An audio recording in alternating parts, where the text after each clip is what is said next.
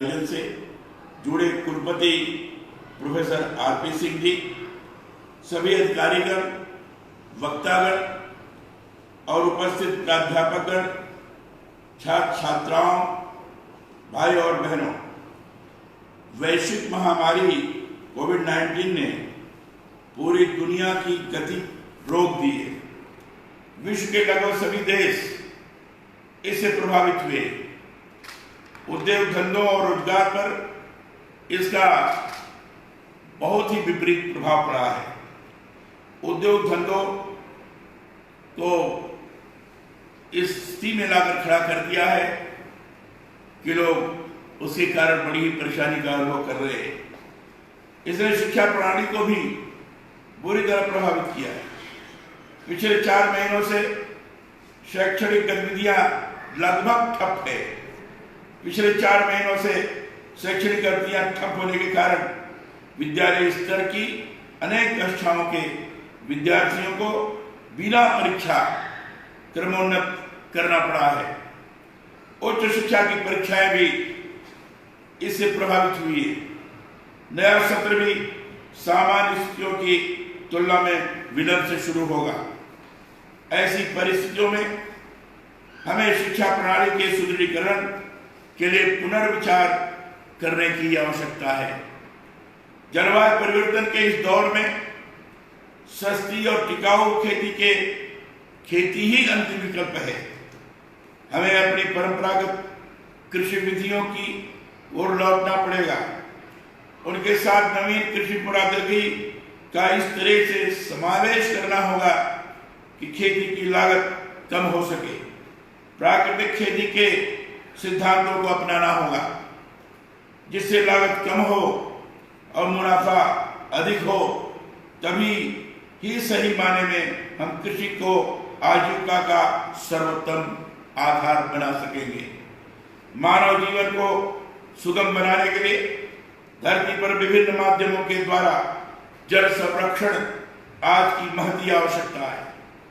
पानी की प्रति बूंद से कैसे ज्यादा उत्पादन लें, ऐसे प्रयास किए जाने चाहिए।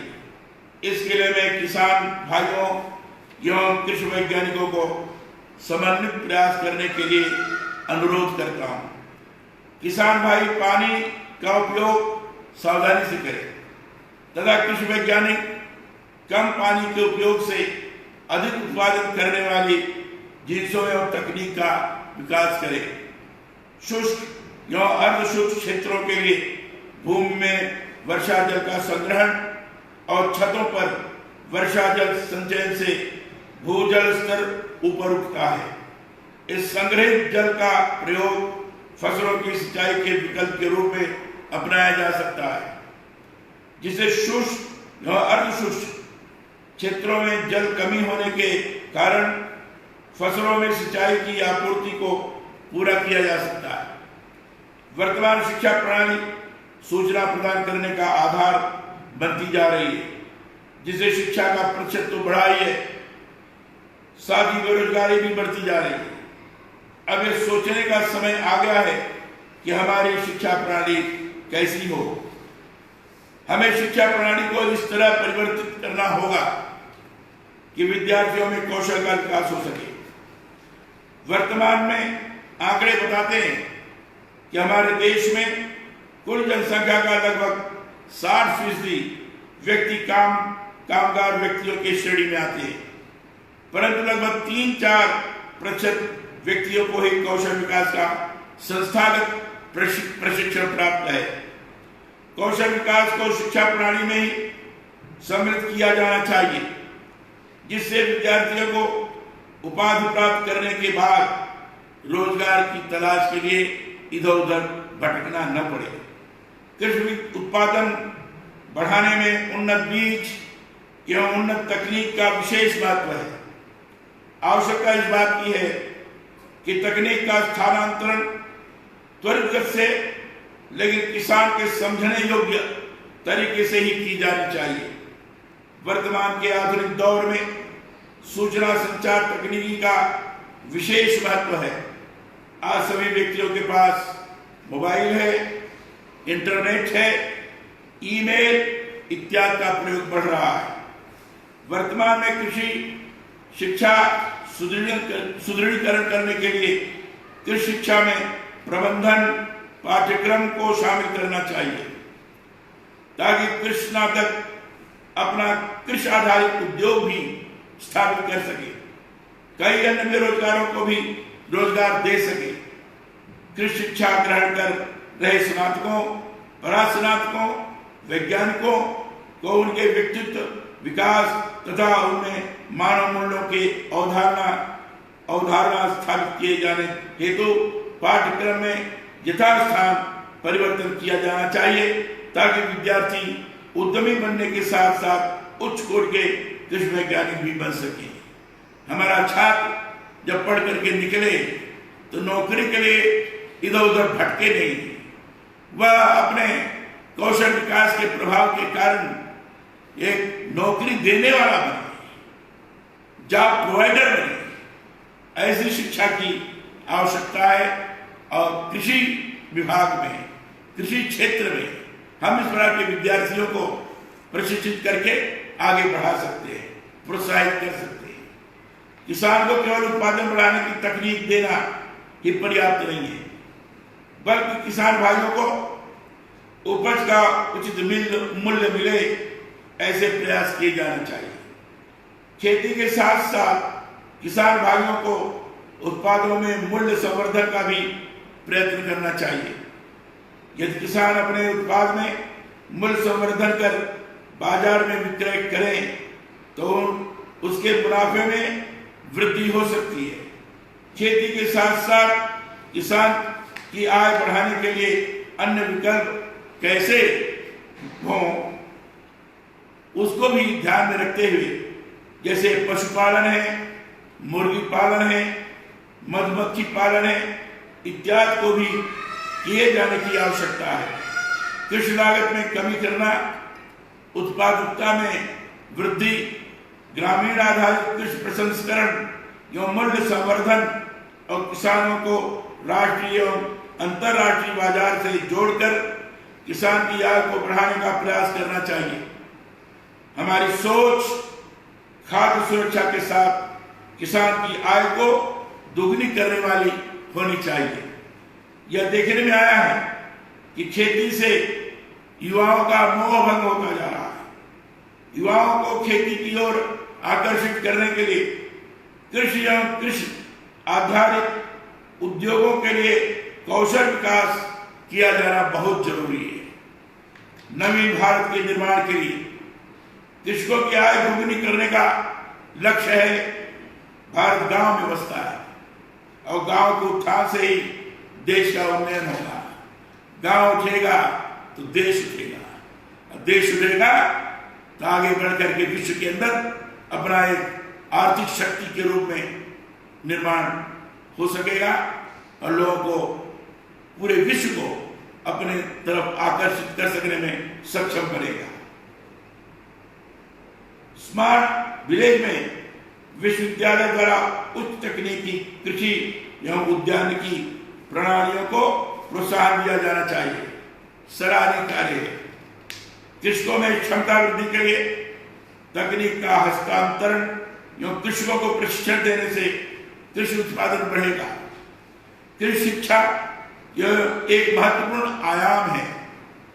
कृषि क्षेत्र के विद्यार्थी आगे चलकर कृषि वैज्ञानिक के रूप में देश की सेवा करते हैं। किसानों को नई नई तकनीक देकर देश में उत्पादन या गुणवत्ता वृद्धि में इनका महत्वपूर्ण योगदान रहता है। इसलिए कृषि विज्ञान केंद्र जगह जगह स्थापित होने के लिए हमने इस बात पर बहुत जोर दिया था। जो अभी कृषि वैज्ञानिकों का एक सम्मेलन हुआ था, प्रशिक्षण हुआ था, 2 जगह मुझे जाने का अवसर मिला था। मैंने उस पर ज्यादा जोर दिया था। इस समय अधिकाधिक कृषि संबंधित शोध की आवश्यकता है, जिस शोध के आधार पर किसानों को भी हम लाभान्वित कर सके, युवकों को भी कृषि संबंधित उद्योगों को विस्तारित करते हुए उनको समायोजित कर सके, ताकि आत्मनिर्भरता स्वाभाविक रूप से उनके अंदर निर्माण हो। कोविड-19 जैसी परिस्थिति में भी कृषि विद्यार्थियों को शिक्षा के पर्याप्त अवसर मिलने चाहिए। सैद्धांतिक, प्रायोगिक और फील्ड आधारित शिक्षा भी इस दौरान प्रभावित न हो। मानव संसाधन का समुचित उपयोग हो तथा जनहित में इसे काम लिया जा सके, जिससे देश का भविष्य सुरक्षित रहे। प्रसन्नता की बात है कि स्वामी केशवानंद राजस्थान कृषि विश्वविद्यालय द्वारा इस दिशा में सतत कार्य किया जा रहा है। विश्वविद्यालय ने अभी जिस तरीके से आपने प्रस्तुतिकरण की है, उस प्रस्तुतिकरण को देखने के पश्चात मुझे लगा है कि अगर इसको और आगे बढ़ाने का प्रयास किया जाए तो जो भी मैंने आपसे अपेक्षा की है, इस विश्वविद्यालय से अपेक्षा की है, निश्चित रूप से उस तरह के छात्र निकलकर अपने प्रतिभा के माध्यम से, कृषि के माध्यम से लोगों को स्वयं में आकर्षित करते हुए रोजगार भी प्रदान कर सकते हैं और आत्मनिर्भर बनाने में सक्षम भी हो सकते हैं और किसानों को भी नई दिशा प्रदान कर सकते हैं। विश्वविद्यालय द्वारा ऑनलाइन अध्ययन अध्यापन के साथ कुलपति कृषक ई संवाद और कुलपति विद्यार्थी ई संवाद, किसानों के लिए ऑनलाइन प्रशिक्षण, वेबिनार, ई बैठकें जैसी शुरुआत की गई है। आज के चुनौतीपूर्ण दौर में इसके अच्छे परिणाम देखने को मिलेंगे। मैं आशा करता हूं कि विश्वविद्यालय कृषि और कृषक कल्याण की भावना के साथ सतत रूप से ऐसे कार्य करता रहेगा। मुझे आशा है कि लक्षित वर्ग को इस वेबिनार का भरपूर लाभ मिलेगा। कृषि विद्यार्थियों के व्यवहारिक जीवन से में यह चर्चा लाभदायक होगी। वेबिनार के सफल आयोजन की मैं कामना करता हूं। स्वामी विवेकानंद, स्वामी केशवानंद राजस्थान कृषि विश्वविद्यालय के कुलपति ने, आरपी सिंह जी ने ये जो आयोजना की है और जिसमें बहुत अच्छे वक्तागण भी उपस्थित थे, कृषि के बारे में जिन्होंने विशेष रुचि दिखाकर नए नए अनुसंधान के माध्यम से किसानों को आगे बढ़ने के लिए प्रेरित किया है। कृषि वैज्ञानिकों के माध्यम से युवकों को आगे बढ़ाने में जिन्होंने प्रोत्साहन उनको प्रदान किया है। इस प्रकार का आज के वेबिनार के माध्यम से कोई निष्कर्ष निकाल कर एक दिशा प्रदान कर सके कृषि युवकों को भी और किसानों को भी, तो निश्चित रूप से मैं कह सकूंगा कि नए भारत के निर्माण में आज कृषि के बारे में आधुनिकतम तरीके से सोचते हुए नए शोध के आधार पर हम देश को आगे बढ़ाने की दिशा में प्रयास कर रहे हैं, ये कहा जा सकेगा। यह मेरी शुभकामना है कि सफल हो। ये वेबिनार के पीछे के जो मनोभाव है वो लोगों के सामने सही मायने में प्रत्यक्ष रूप से दिखे, लोग अनुभव कर सके। यही बात कहते हुए मैं अपने वाणी को विराम देता हूँ। बहुत बहुत धन्यवाद।